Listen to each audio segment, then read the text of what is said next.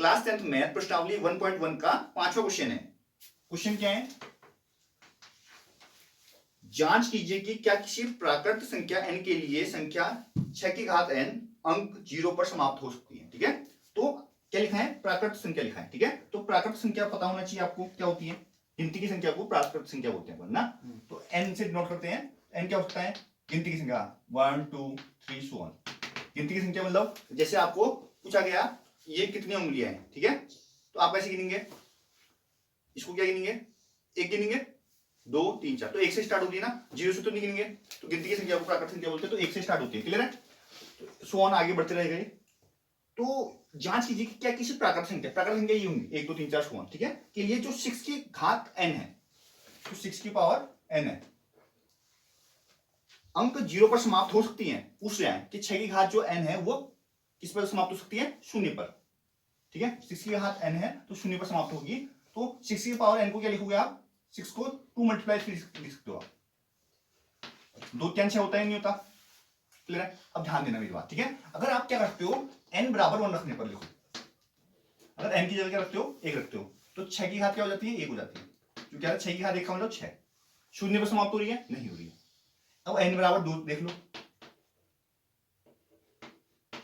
6 की घात 2 हो गया, तो 6 6 36 हो गया है। 6 का स्क्वायर मतलब 6 गुणा 6। तो इसका मतलब ये तो प्रोसेस गलत हो रही है, 0 पर हो ही नहीं रही है।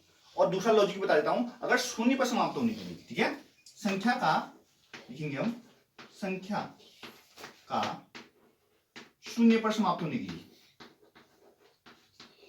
ये बोले ना, देखो 0 पर समाप्त हो सकती है ना, 0 पर समाप्त होने के लिए,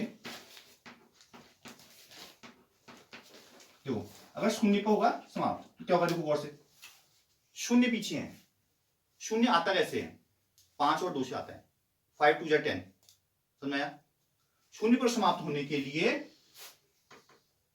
संख्या के अभाज्य गुणनखंड में, संख्या के अभाज्य गुणनखंड में, अभाज्य गुणनखंड बोले तो जब उसको फैक्टर करोगे, उसको तोड़ोगे, ठीक है, गुणनखंड में क्या होना चाहिए? में 5 और मतलब दोनों, हाँ 5 भी होना चाहिए और 2 होना आवश्यक है।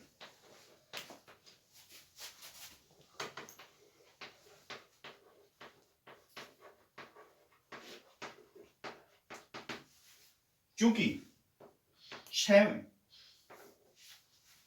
के अभाज्य गुणनखंड में, गुणनखंड में 5 नहीं आता है। अगर 6 के टुकड़े करोगे 2 और 3 आ रहा है ना, 5 नहीं आता है, इसलिए यह 0 पर समाप्त नहीं होगा। इसलिए 6 की घात n 0 पर समाप्त नहीं होगी।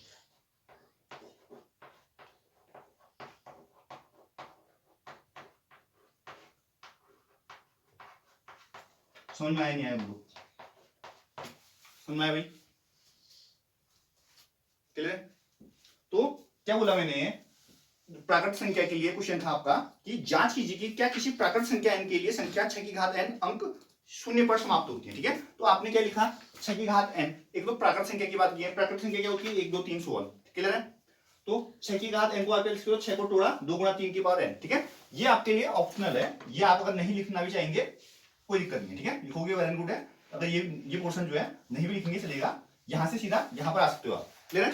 ये लिख सकते हो कि संख्या का 0 पर समाप्त होने के लिए संख्या के अभाज्य गुणनखंड में 5 और 2 होना आवश्यक है। ठीक है, तो क्या होना चाहिए? 5 और 2 जरूर होना चाहिए, दोनों ही, क्योंकि 5 गुना 2 करोगे तो भी 10 आएगा, 0 आएगा मतलब। ठीक है, 6 के अभाज्य गुणनखंड में 5 नहीं आता है। आता है क्या? देखो 2 और 3 आ रहे हैं।